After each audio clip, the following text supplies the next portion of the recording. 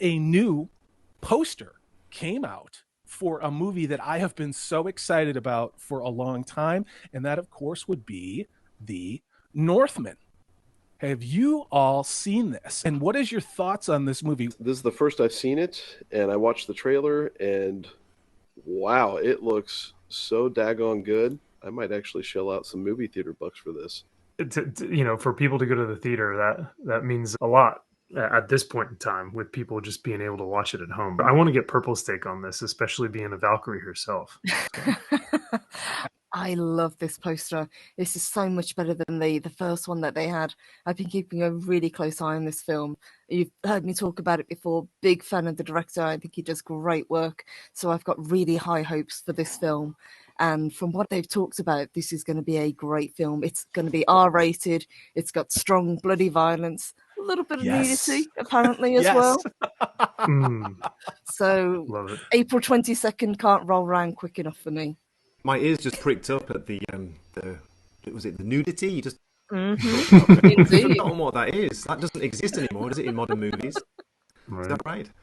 Great looking cast. But of course, it's awesome. I've seen the trailer. I'm excited for it. I want to see a really good, violent, R-rated, exciting movie. Yes, and I think that's what we're going to get. And as you say, it's got a fantastic cast. We've got Alexander Skarsgård looking incredible. He is in fantastic shape. We've got Willem Dafoe. I don't think there's anybody on the planet who doesn't like Willem Dafoe. We've got Bjork in there. We've got Ethan Hawke is in there. Nicole Kidman. Anya Taylor-Joy, who's a great actress. So looking forward to this. I was surprised to see Ethan Hawke. I mean, that's definitely a Gen X actor right there. I mean, I just remember him as kind of a 90s heartthrob, and of course was married to Uma Thurman for quite a while. And they, of course, had a daughter who's actually in the Stranger Things, the last season, and now the next one coming up. But I mean, just look at this. Look at the atmospherics in this. This just looks incredible. Yes.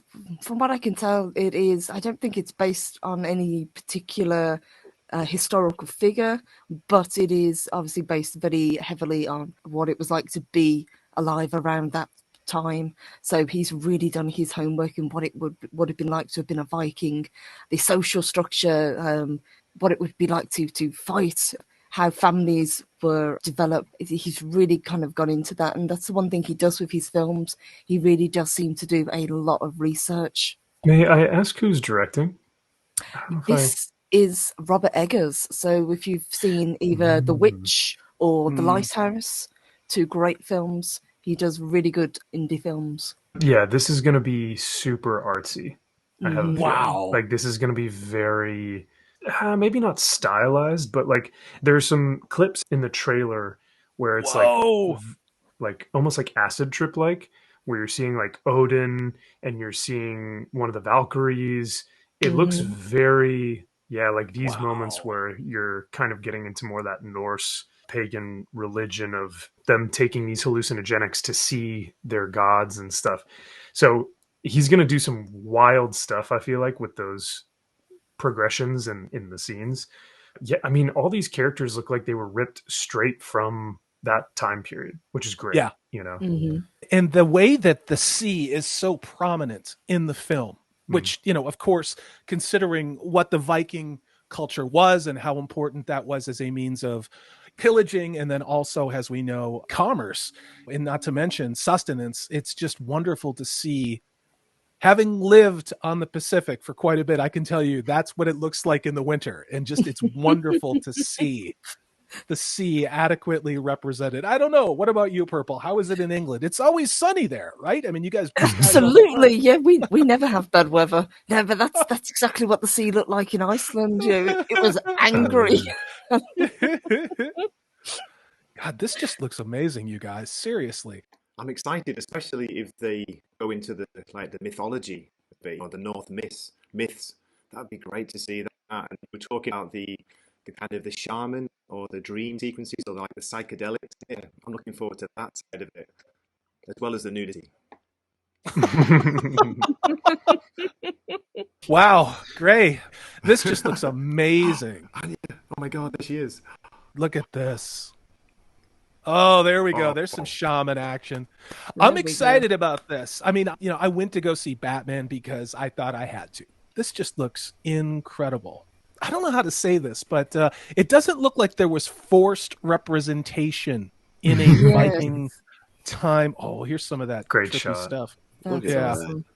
Wait, Yes. There seem to be much, shall we say, truer to what would have been Wow. around at the time. No forced diversity. There's a part of me that thinks that this is going to be a slow burn that is filled with moments of action. Because, like, when I remember watching The Lighthouse, there were moments where he just sits on a scene with these two men, and he just sits there and lets you really just feel the weight of the atmosphere of the scene. It's not quick cuts and stuff. So I know there are going to be people who come out and watch this film, and they're going to go, oh, it was boring. It was so boring. It was too artsy, or it was like there wasn't any action. And I don't know if that's necessarily what this film is going to be meant to be. I could totally eat my crow later, and or my raven, if you will, my Nordic raven. But and this could be like the next Gladiator, But the great thing about this is, when was the last time that we did see a Braveheart or a Gladiator or a too long. The Last Kingdom, or something like that? Historical epic, yeah. Yes, exactly. Thank you. We just haven't gotten that, and so I think this may be bringing that genre back into the fold. Who knows? I'm so glad you didn't say Braveheart.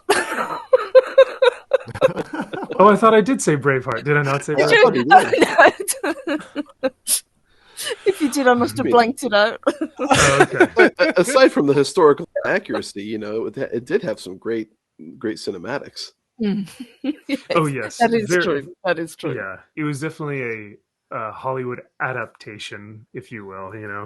But when I'm looking at this trailer, this is how you do a trailer, Amazon.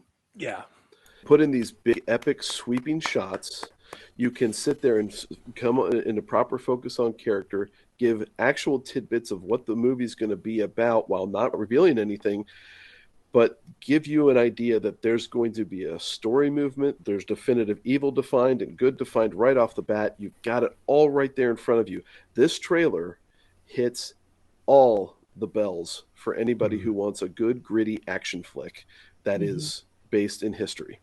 That's a great point. So within 3 minutes, we get our protagonist, our antagonist, the plot, and our supporting characters. Like you were saying, Nathan, you get it all, and you get some more. Even still, yeah, right. Something like this, to be able to see it on the big screen, I'm really excited about this. It's the first movie I think I've been excited to go see in quite a while. And look at this cast. I don't even mind that Nicole Kidman is in this, and I don't like Nicole Kidman. So.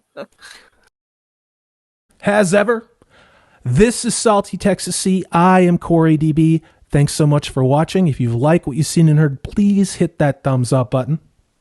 If you haven't subscribed, I'd love to have you on board. That way and we have things like live streams, which we are now going to be doing every Tuesday evening. Take care. I hope you're having a great 2022.